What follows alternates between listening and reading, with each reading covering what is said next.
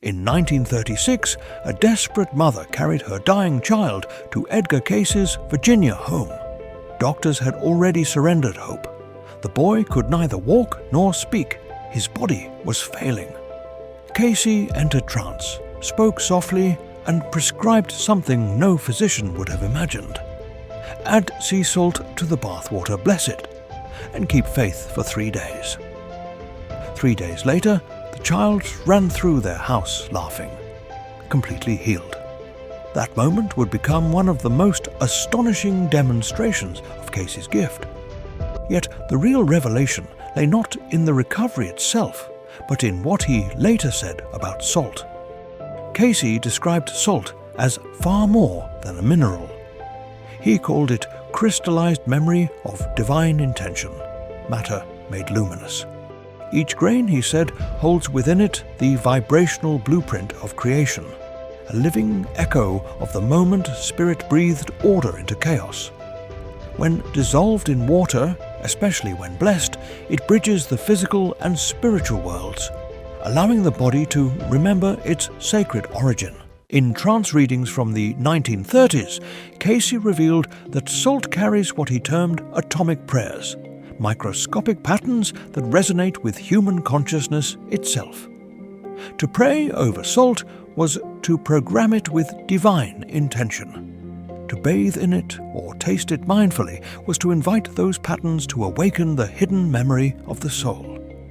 A woman suffering from an incurable blood disorder was told to dissolve sea salt in blessed water and drink it each morning while repeating affirmations of light. 6 weeks later, her blood normalized, baffling her physicians. Cayce called it a remembrance, not a cure in the medical sense, but a restoration of harmony between spirit and flesh. Why does Scripture mention salt again and again? More than 30 times? Cayce taught that when Jesus told his disciples, "You are the salt of the earth," he was not speaking in metaphor, but revealing an ancient spiritual science. Salt, Cayce said, was the anchor of consciousness, the crystalline matrix that allows advanced souls to remain awake within human form. Its geometry mirrors the Akashic records, the cosmic archive of every soul's experience. To partake of salt with reverence is to ingest that geometry, to remind the soul of its purpose and path. Cayce's readings went further. The human body itself is a temple built upon salt. Tears contain the highest concentration of spiritually active salt, which is why we receive revelation through weeping. Joy, grief, surrender. Each tear is an alchemy of release and remembrance. The brain floats in cerebrospinal fluid, balanced with precise saline ratios.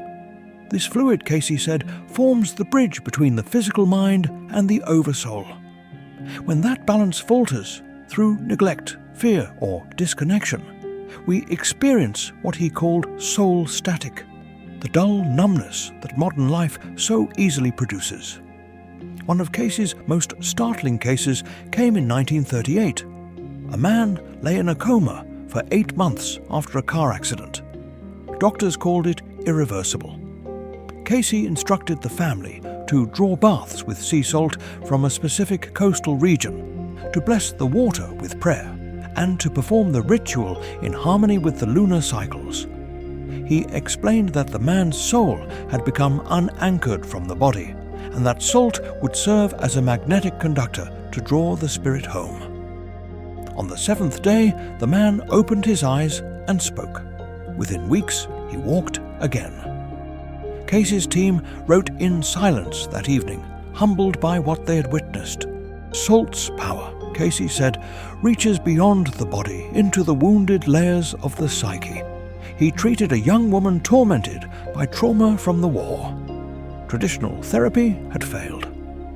Cayce prescribed daily baths in blessed salt water, prayers of forgiveness, and sipping small portions of the same water as communion. Within 6 weeks, her nightmares ceased, her anxiety dissolved, and she felt spiritually cleansed. She went on to help other trauma survivors using the same method. Cayce explained that such healing occurs because salt dissolves soul debris, the dense residue of fear and sorrow that clouds divine awareness. Through salt, the currents of spirit can once again flow freely. For daily practice, Cayce offered a simple method. Hold a small pinch of natural sea or Himalayan salt in your palm. Close your eyes. Breathe gratitude through the heart and imagine divine light streaming through your hands into the crystals. This act of intention charges the salt, aligning it to serve healing, clarity, and guidance. Used in cooking, baths, or even carried in a small pouch, charged salt becomes a personal talisman of protection and remembrance. One New York businessman followed this ritual each morning. Cayce also described a practice he called salt scrying. Dissolve blessed salt into a clear bowl of spring water while holding a question in mind. As the crystals vanish, enter quiet meditation and watch the shapes, ripples, or inner images that arise. The dissolving salt, he said, opens a brief window into the Akashic field, allowing glimpses of past lives or guidance about present choices. Practitioners reported profound accuracy, recording details later confirmed through outer events. In a startling reinterpretation, Cayce explained the story of Lot's wife. Turning to a pillar of salt was not punishment, but transformation. Her consciousness had crystallized around attachment to the past. The salt became both her prison and her preservation, a symbol of what happens when awareness solidifies instead of flows. Every soul, he said, faces the same choice: to petrify in fear or to purify through love. Cayce taught that each type of salt bears a unique resonance. Sea salt, emotional healing and intuitive sensitivity. Himalayan salt, grounding and physical vitality. Rock salt, time wisdom, connection to ancient civilizations and deep memory. A Virginia nurse applied this teaching by blessing the saline used in her patients' treatments.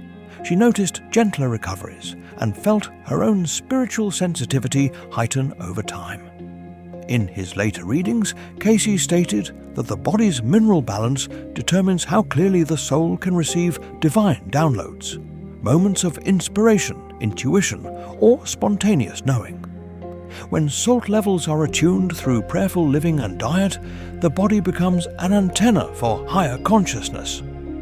Modern science quietly affirms this. Neurons require precise sodium ratios for electrical transmission. The body, like a temple wired with light, speaks in the language of salt.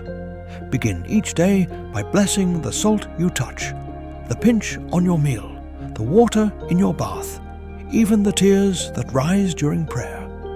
See each as a reminder that spirit lives in matter. Once a week, dissolve sea or Himalayan salt into warm water. Soak in silence. Let the salt draw from you all heaviness, all old stories, leaving only the clarity of the soul. When seeking guidance, use the salt scrying practice. Record impressions, dreams, and synchronicities that follow. Over time, patterns will emerge, threads of remembrance pulling you home. Salt, to Cayce, was a key to the kingdom hidden in plain sight, a simple element carrying the resonance of creation itself. Every tear, every ocean, every heartbeat carries that same sacred chemistry. To bless salt is to bless life. To taste it mindfully is to taste eternity. And when we honor this mineral of memory, we join an unbroken lineage of souls who have used the simplest gifts of earth to awaken the light within.